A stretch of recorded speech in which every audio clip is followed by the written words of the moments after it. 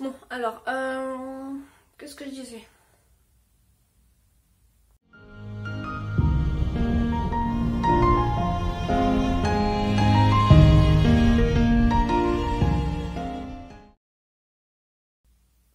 Et coucou tout le monde, bienvenue sur cette toute nouvelle vidéo.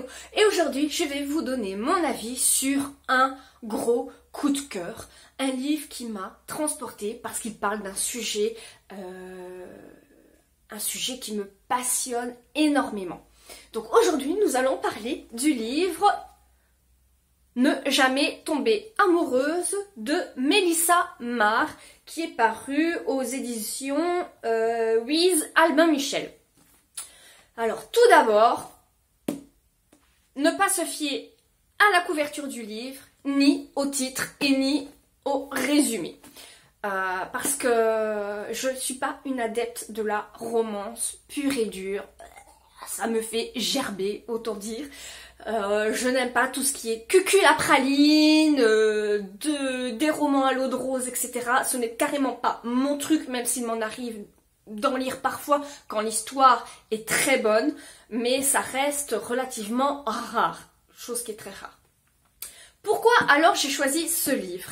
Parce qu'on me l'avait conseillé et au début je me suis dit mais c'est une mauvaise blague. Je pense que ce livre va me faire gerber, je vais devoir prendre des médocs et des antibiotiques pour me soigner après parce que ce n'est pas possible. Et au final c'était une très bonne surprise. Je ne sais pas si c'est une décision de l'autrice elle-même ou de la maison éditoriale. Mais qu'est-ce qui vous a pris de sortir une couverture comme ça? Parce que premièrement, elle ne correspond pas du tout au thème de l'histoire, car toute l'histoire va se centrer sur le petit peuple des fées. C'est une fantaisie pure et dure et non pas une romance comme on pourrait s'attendre en lisant le titre, en regardant la couverture et en se référant au résumé. Rien ne nous présage que l'on puisse plonger dans un univers typiquement féerique. Et je comprends pas. Je ne comprends pas ce qui s'est passé dans la tête de cette autrice. Ou peut-être est-ce une décision éditoriale, mais je ne comprends pas ce qu'il s'est passé. Peut-être ils étaient tous bourrés, ou c'est peut-être le lendemain d'une fiesta et qu'ils se sont dit « La romance, ça convient mieux aux adolescents, etc. » Mais non, clairement non. La fantaisie se vend beaucoup mieux que les romans à l'eau de rose. Donc, pourquoi ? C'est une putain de bonne histoire, donc pourquoi vous nous pondez une couverture comme ça? Oui, je m'enflamme parce que cette histoire m'a vraiment plu, je l'ai adorée, c'est un véritable coup de cœur et je ne comprends pas que l'on puisse pondre ça. Voilà. Peut-être que ça donnerait envie à une autre personne de le lire, pensant tomber sur une hyper bonne romance. C'est clairement pas mon cas.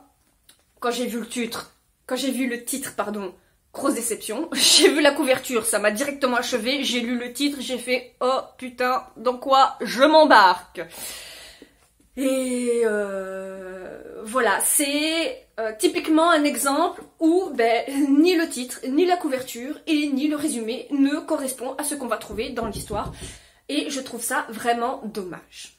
Alors, retournons à notre petit bouquin, dont je vais vous lire le résumé. Et je tiens à vous rappeler qu'il ne correspond pas du tout au contenu du livre. Alors, ne pas lui parler, ne pas le toucher, ne jamais lui révéler que je peux le voir. Elle est fragile et mortelle, il est cruel et séduisant, ainsi commence la bouleversante histoire d'amour de Keenan et d'Aislinn. Alors, oui, ça laisse présager une romance. Et ce qui m'intrigue dans ce résumé, c'est qu'on parle d'une histoire d'amour entre ces deux protagonistes, et en fait non, il n'y a rien de tout ça. Il n'y a pas d'histoire d'amour du tout. Je vais pas trop vous spoiler l'histoire non plus, parce que comme elle est excellente, j'aimerais que vous la découvriez vraiment par vos propres moyens. Donc quand vous débuterez la lecture, si jamais vous avez l'envie de la débuter. Donc nous allons rentrer dans le vif du sujet. du petit peuple des fées. Et nous ne parlons pas des histoires féeriques à la Walt Disney, ça n'a absolument rien à voir. Nous rentrons dans les véritables mythes et légendes du petit peuple féerique, qui peut être à la fois sombre et beau à la fois. Car il faut savoir, dans les légendes, les fées ne sont pas forcément toutes bienveillantes. Et ça, c'est quelque chose qui met du piquant dans l'histoire. Parce qu'on rentre dans quelque chose de bien plus réaliste, dans un univers bien plus palpitant. Donc nous allons bien sûr suivre les aventures, si on peut parler comme ça, l'existence d'Aislinn, j'adore ce prénom d'ailleurs au passage, et au départ de Kynan, qui est, fait partie qui est un fée, tout simplement. Et j'adore cette manière de dire un fée. Il y a un fée et une fée. Je sais que ça a l'air un peu très genré, mais comme c'est pas quelque chose dont on dit souvent, quand on parle d'une fée, généralement c'est une fée, quoi, c'est une femme. Et là, on parle des fées au masculin, et ça donne aussi un tout nouveau genre à l'univers. On en parle aussi dans d'autres histoires qui m'ont beaucoup plu, mais ça on en parlera dans une autre vidéo. Car il y a beaucoup d'histoires qui concernent les fées et qui abordent le thème parfois dans une toute nouvelle approche et qui changent vraiment la donne. Je vous en parlerai dans des prochaines vidéos si ça vous intéresse, car il y a vraiment de bonnes histoires à se mettre sous la dent. Donc Aislinn a ce qu'on nomme le don de la vue. Elle est capable de voir le petit peuple, alors qu'il est impossible pour un être humain normal tout simplement de les voir mener leur petite existence parmi nous. Certains sont bienveillants, certains sont simplement de petits farceurs, d'autres le sont moins et aiment provoquer le chaos, le désastre, des accidents, et ça donne parfois à des jeux, indécents, c'est le mot. Ils s'adonnent à des jeux indécents. Donc Aislinn, qui vit dans la peur, car elle est... J'essaye de pas trop vous spoiler, donc c'est un peu difficile d'essayer de vous donner des infos pour vous donner envie de lire l'histoire sans vraiment vous donner une information cruciale concernant l'histoire. Donc elle vit dans la peur, car elle sait de quoi certains faits sont capables.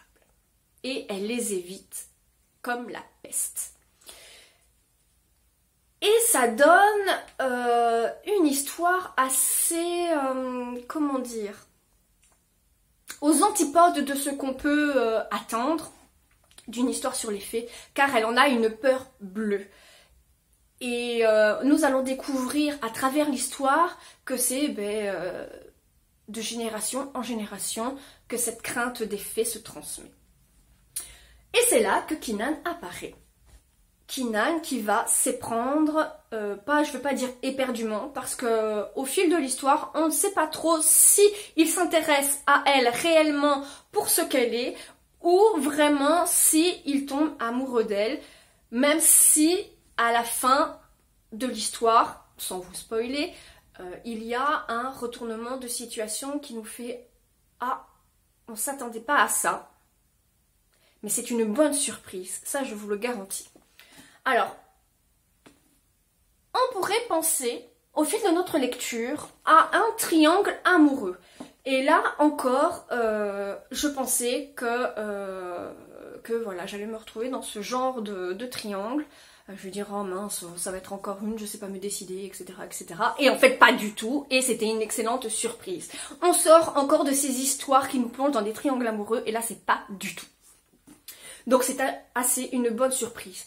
Ce que j'adore dans ce livre, c'est que la romance n'est vraiment pas présente.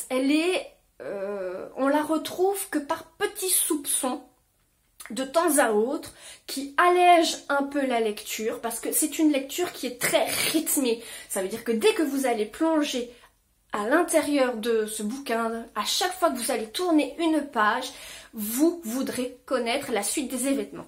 Il n'y a pas un seul moment où vous pourrez reprendre votre souffle. Il y a toujours un événement, une péripétie, quelque chose qui va vous donner envie de lire la suite. Et ça, c'est un gros point positif. Ou peut-être que je ne suis pas assez objective car je suis passionnée par les filles. C'est un point à prendre en compte, je vous laisserai juger si vous êtes intéressé par cette lecture. Dites-moi en commentaire ce que vous en avez pensé, parce que c'est vrai que quand je vous en parle comme ça, je me dis, au final, je me laisse peut-être influencer par cette passion que j'ai pour les filles. C'est possible. Vous me direz ce que vous en pensez. Donc ce fameux Kinnan va s'intéresser très particulièrement à notre petite Aislinn qui, elle, va le fuir comme la peste, tout simplement.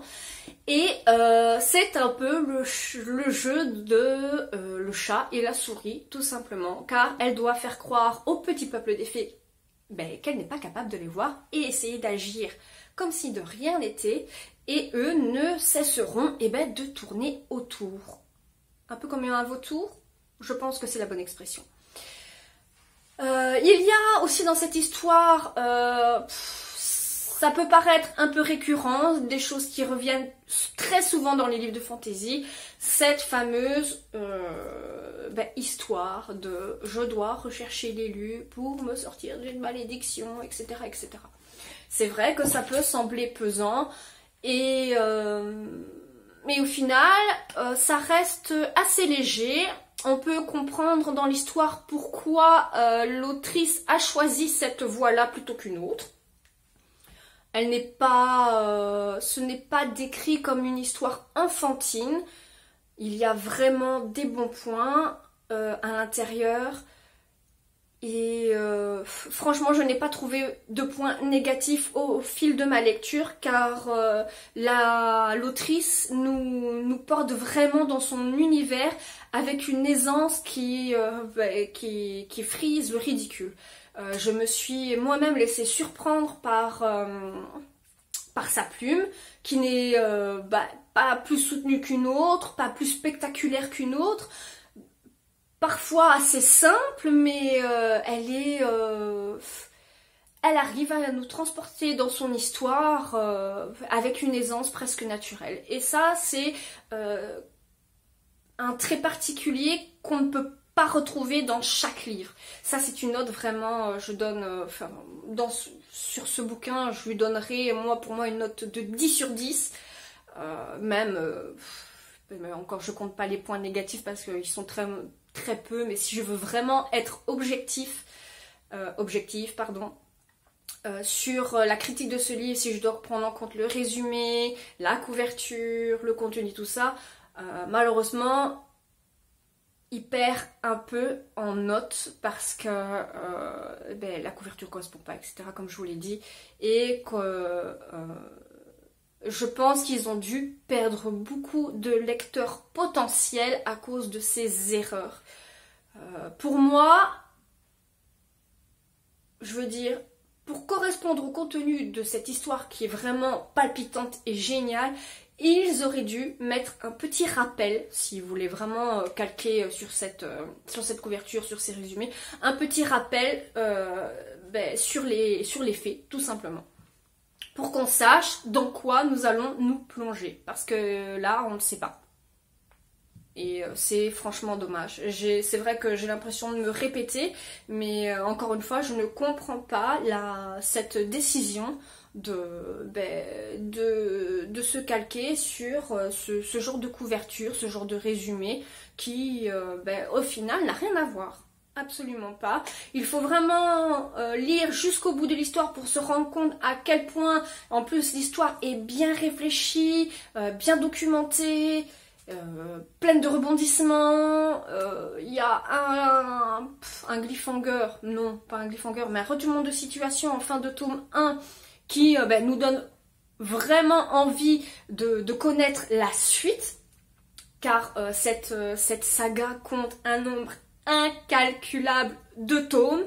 je crois que ça doit être 21 ou 24 tomes si je ne dis pas de bêtises. Il faudrait que je me renseigne, je vous mettrai ça dans la petite description en bas, et parce que je ne sais plus du tout où on en est.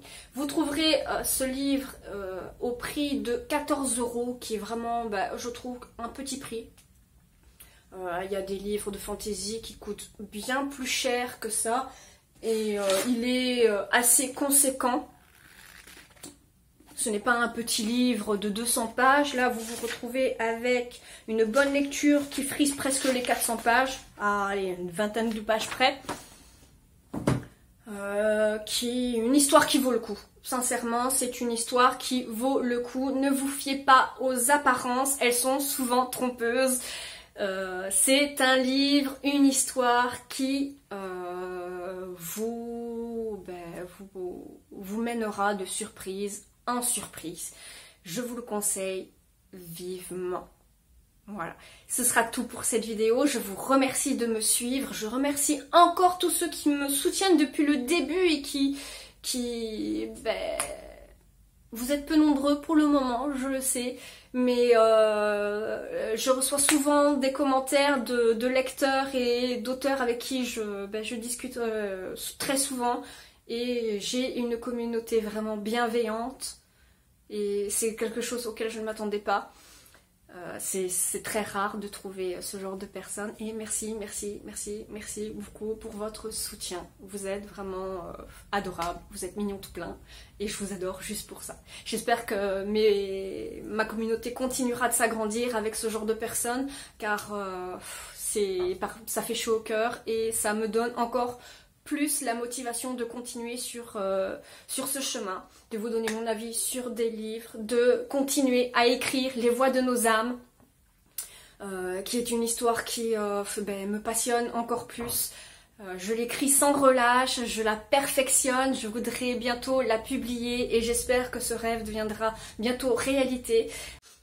Surtout, n'hésite pas à t'abonner, à me lâcher un petit pouce bleu, car ça fait toujours plaisir, tout simplement. Tu peux commenter, me donner ton avis, me contredire. Je prends toujours plaisir à répondre et à échanger avec vous, tout simplement. J'adore parler de livres, d'écriture, de coups de cœur, etc. Donc n'hésite pas, j'essaye, je fais toujours de mon mieux pour vous répondre dans les plus brefs délais. J'espère vous revoir dans une prochaine vidéo, et je vous dis bye bye!